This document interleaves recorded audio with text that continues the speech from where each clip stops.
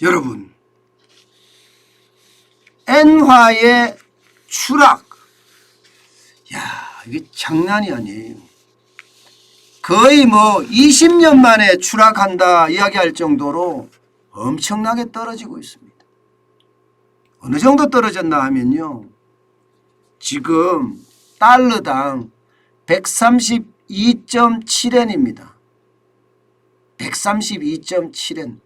오죽했으면 제가 추락하는 엔달러 환율이라고 썼겠습니까? 추락하는 엔달러 환율. 추락이라는 게 뭐예요? 그냥 급전지가로 뚝 떨어지는 겁니다. 뚝 떨어지는 거. 이게 구로다 라인이라고 해서 달러당 120엔이 무너지고 나서는요, 걷잡을 수 없이 지금 무너지고 있어요. 야, 이게 뭐 엄청난 충격이라고도 이야기합니다.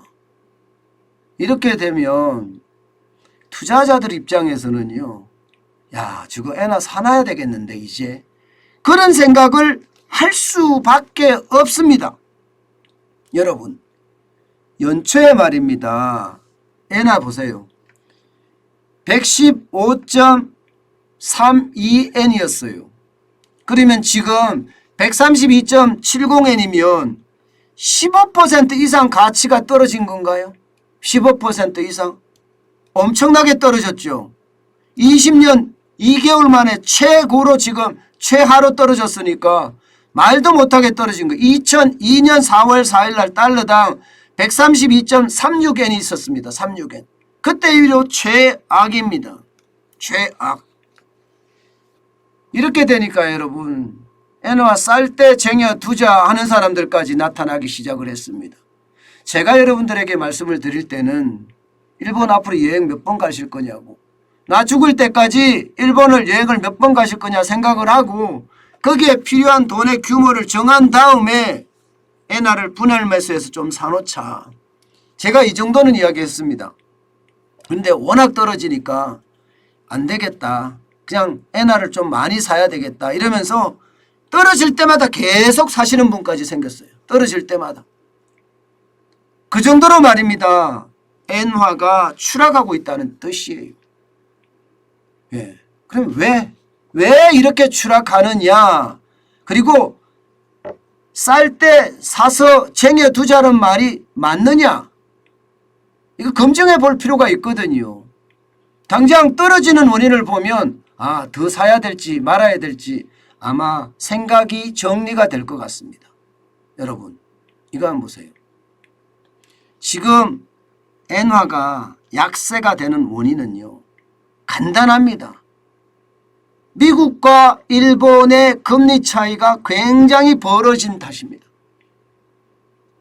당장 말입니다. 미국 10년물 국채금리 보세요. 6월 6일 날 3.049를 기록했거든요.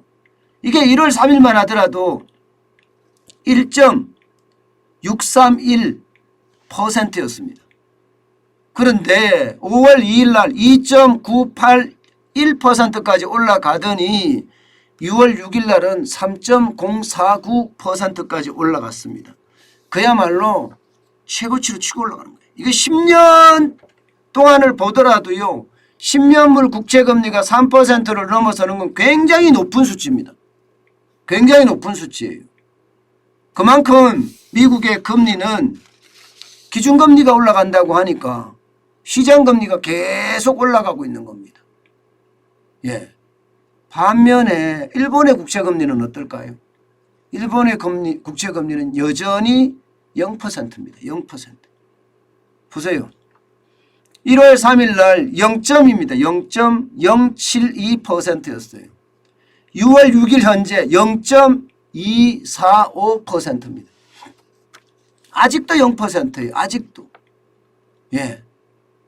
좀 떨어진다 할 때 여러분, 계속 또 올라가고, 떨어진다 할 때 올라가고, 보시다시피 3월 1일 날 0.181까지 떨어진다, 더 떨어지겠다 했더니 올라갔어요. 4월 1일 날도 0.216까지 떨어지든지 올라갔어요.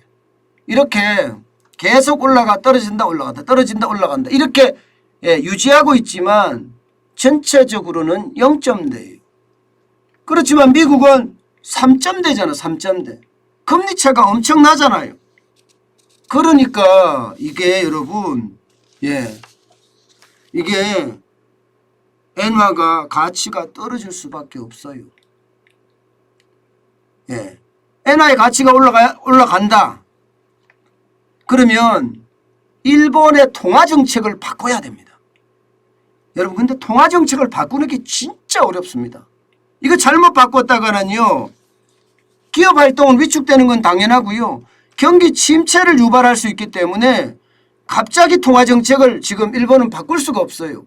안 그래도 디플레이션에서 잃어버린 10년이니 20년이니 30년이니 이렇게까지 이야기하고 있는 마당에 갑자기 금리를 올린다든가 이렇게 되면 시장의 충격이 그 어느 때보다 크기 때문에 두려워하는 겁니다. 그렇지만 제가 보기에는요 마냥 버틸 수는 없다고 봅니다. 마냥 버틸 수는 없다. 결국 말입니다. 어떤 시기든 이게 엔화의 가치를 올릴 수밖에 없다. 저는 그렇게 생각을 합니다. 지금 당장이라도 말입니다. 일본 입장에서는 엔화가 더 떨어질 가능성만 많거든요. 엔화가 올라갈 수 있는 가능성은 굉장히 상대적으로 적습니다. 당장 여러분 이거 한번 보세요. 국제유가만 하더라도 지금 거의 WTI 서부 텍사스산 중진유거든요. 일본에서 가장 많이 수입하는 원유입니다. 근데 이게 거의 120달러, 배럴당 120달러 육박을 했어요. 그럼 일본 입장에서는 원유를 수입하려고 하면 엔화를 달러로 바꿔서 원유를 수입해야 돼요. 그죠? 그러면 달러가 안 그래도 금리차 때문에 빠져나가고 있는 상태, 외국인들이 탈출하고 있는 상태인데 엔화 갖고 달러를 살려고 하니까 살 수가 없는 거예요. 살 수는 있지만 돈을 자꾸 더 많이 줘야 되는 거예요. 그럼 엔화 가치는 더 떨어지겠죠. 지금 일본의 엔화 가치는 그렇습니다. 아마 당분간 계속 떨어질 가능성이 크다는 거예요. 그렇지만 마냥 버티지는 못한다. 전 세계가 금리를 올리고 있는데 일본만 계속해서 낮출 수는 없다. 저는 그렇게 생각을 합니다. 결국은 말입니다. 그 어느 시점인가는요. 엔화가 계속 추락하는 것. 이것은 방어되지 않겠느냐 이런 생각이요. 게다가 미국 입장에서는 인플레이션이 잡혔다 했을 때 일본의 엔저 정책을 계속 봐줄까요? 미국도 엔저 정책을 계속 봐줄 수는 없을 겁니다. 미국의 물가가 잡히면 엔저 정책은 곧바로 앵고 정책으로 갈 가능성이 큽니다. 그렇기 때문에 여러분 무리하게 투자는 하지 마시고요.